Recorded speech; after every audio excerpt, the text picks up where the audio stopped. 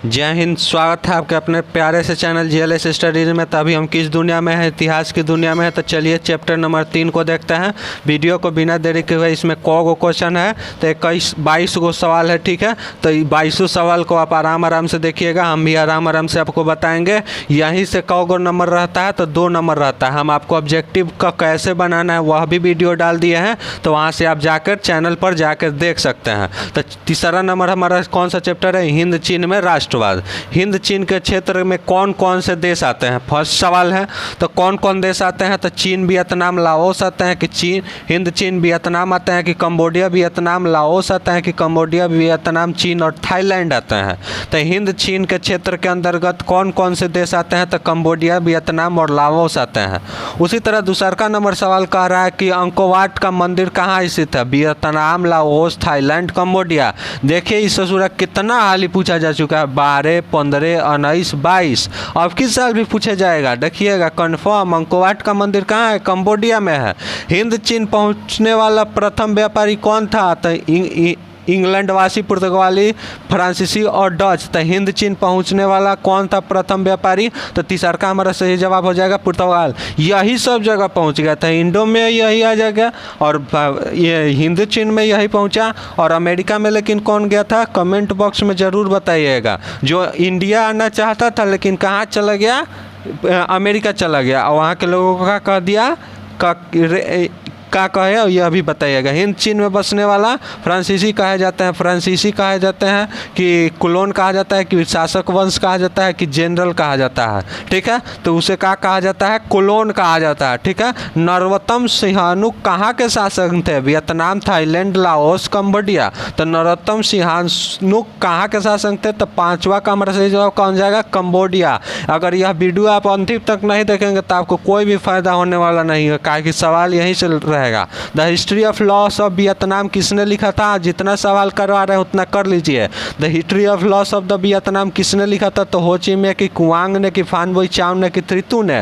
तो किसने लिखा था the history of loss of Vietnam? तो किसने लिखा था? तो फान बोई चाव ने लिखा था। उसी तरह मार्च 1946 ईस्वी में फ्रांस और वियतनाम के बीच होने वाला समझौता किस नाम से जाना जाता है? जेनेवा, पेरिस, हनोई या धर्मनिरपेक्षता। तो उनके बीच में सन 1946 ईस्वी में जो समझौता हुआ था उसे किस नाम से जाना जाता है? हनोई समझौता। कलर चेंज कर लेते हैं, ठीक है।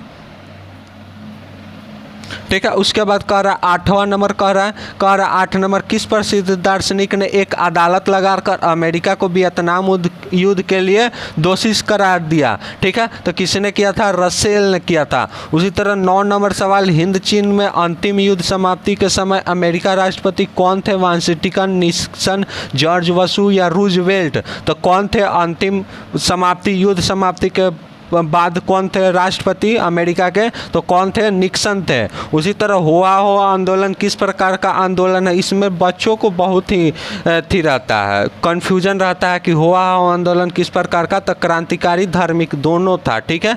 उसी तरह जेनेवा समझौता 1954, 1960, 1950 या 1946, ये भी इम्पोर्टेंट सवाल है, ये भी इम्पोर्टेंट है। 1954 में हुआ था। उत्तरी तथा दक्षिणी वियतनाम का एकीकरण कब पूर्ण हुआ? 70, 80, 89 या 1975।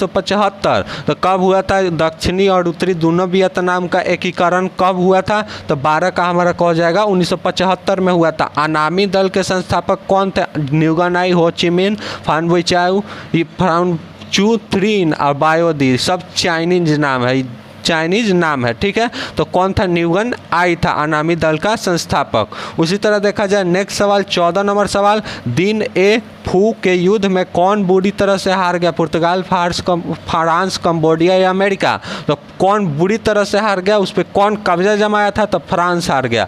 अभी तक चैनल को सब्सक्राइब नहीं किया तो चैनल को सब्सक्राइब कीजिएगा। 5 नंबर सवाल कर रहा है क्रांतिकारी संगठन दुई तान होई के नेता कौन थे? फान बोई चाव थे, कुआंग दे थे, कि हो ची मिन थे, कि सुअन फोमा थे। तो कौन थे दुई तान होई के?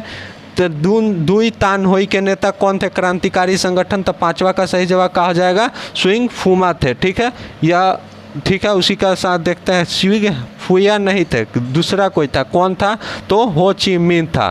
ठीक है, उसी का देखा जाए छठा नंबर सवाल, जापान के हिंद चीन पर कब्जा का अधिकार कब जमा लिया? तो जापान ने हिंद चीन पर कब अधिकार जमा लिया? 1939, 1940, 1941 या 1942? तो कब जमा लिया? 16 का हमारा सही जवाब क्या हो जाएगा? बी ऑप्शन हो जाएगा। ठीक है, बी ऑप्शन यानी 1940। हम 15 का देखिए गलत लिख दिए हैं, क्या होगा इसका? 15 का हमारा कौन सा सही हो जाएगा? कुआंग दे था। दुईतान होई के नेता कौन थे? तो कुआंग दे थे। उसी के साथ देखते हैं कौन नंबर 17 नंबर सवाल, स्क्रॉल विद्रोह कब हुआ था? तो 1868, 1872, 1866 या 1864? तो कब हुआ था स्कॉलर्स विद्रोह, कब हुआ था? तो 17 का हमारा सही जवाब क्या हो जाएगा? 1868 में हुआ था। वियतनाम में ट्रोकिन फ्रू स्कूल की स्थापना कब हुई थी? 1907, 1908, 1910 या 1911? तो ट्रोकिन फ्री स्कूल के मतलब उसमें फ्री शिक्षा दी जाती थी, तो कब हुई थी? 1907 में। अंगोवाट की मंदिर के निर्माण किस शासक के द्वारा किया गया था? तो किसके द्वारा किया गया था? यह भी इम्पोर्टेंट सवाल है। ठीक है, कब किया गया, कौन किसने किया था? सूर्यमन द्वितीय ने किया था। कंबोडिया की राजधानी कहाँ है? यह सवाल अभी एक हाल पूछा जा चुका है। ठीक है, यह पहली बार पूछा था, 22 में पूछा था। कंबोडिया की राजधानी कहाँ है? तो कंबोडिया की राजधानी नोफे है। उसी तरह वायोदिक की सरकार कहाँ थी? तो उत्तरी वियतनाम, दक्षिणी वियतनाम, कंबोडिया, हनोई। तो वायोदिक की सरकार कहाँ थी? तो वायोदिक की सरकार थी दक्षिणी वियतनाम। इसी ने घुसाया था अमेरिका को वियतनाम में। ठीक है, उसी तरह देखा जाए 22 नंबर सवाल, आज का लास्ट सवाल, निम्नलिखित में से क्या पोस्टेडम की घोषणा का उद्देश्य था? जापान का आत्मसमर्पण, वियतनाम का स्वतंत्रता, अमेरिका का आत्मसमर्पण या जर्मनी का एकीकरण?